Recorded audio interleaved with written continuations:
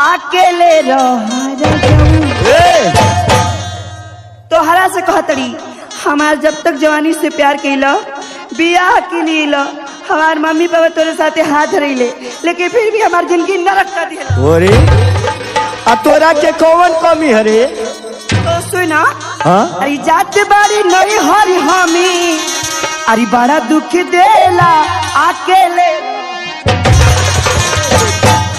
अरे माई मत रोवा हो। अगर तू हूँ रोवे लगबू तो हमारो मन बड़ा दुखी हो जाए। अरे अकेले रहो रजू अरे बड़ा मजा लेला अकेले रहो रजू।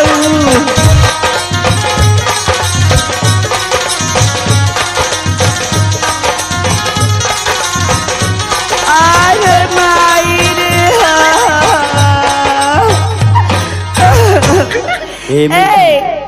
तू बिजी रहता ना हम तोरा से कह दिली अब हमें घर में एक पल ना रहो। सुना अच्छा ये बतावा कि तोरा के कौन चीज के कमी बिया कि तू नैहर कुहा के जाती? हम जाए अपना नैहर। काहे तू नैहर जाबी? आ तो अगर नैहर जाबी तो महू ससुरारी जाई।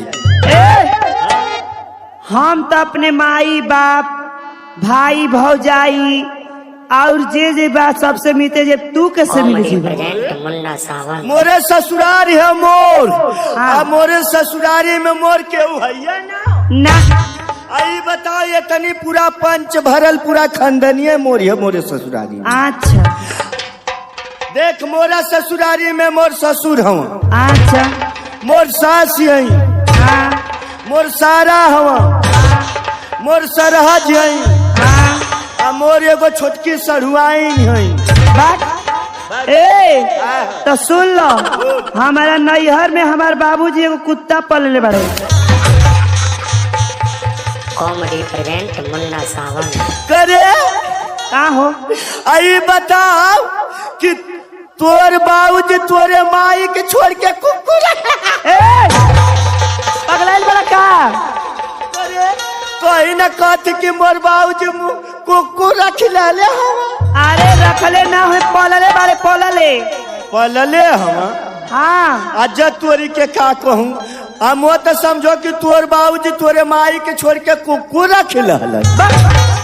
पगलाइल का हो?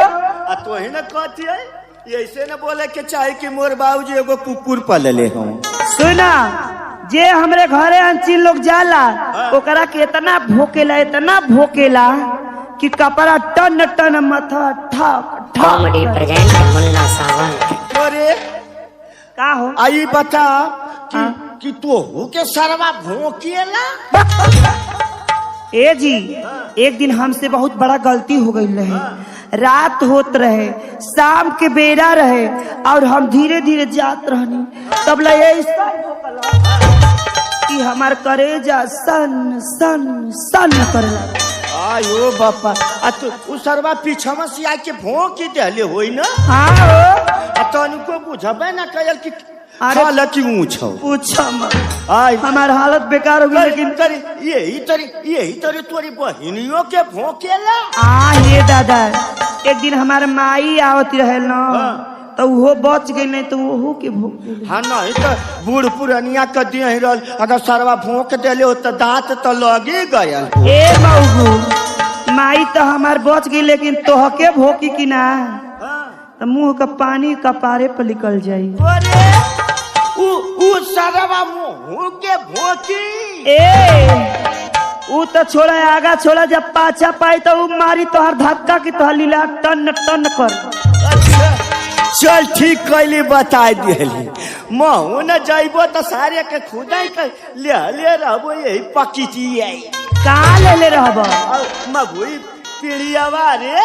अच्छा जब मगुई पीड़ियावा यही में ले रहबो जब जाइबो तो सरवा भोंकती आइबे करी।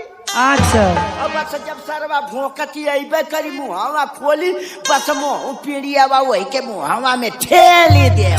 ठीक बा जब ठेली देबो तो सरवा वही में अझुरा जाए हम घरे में होली जाइबो। अरे बाप रे इतना दिली बा। अरे जब तू हने मिल जाइबू तो सरवा मोके का भोंकी तू हने खुदे रहबू भोंकावे खातिर। तो चल तू आ जाइए तब चलो चल जा नहीं हर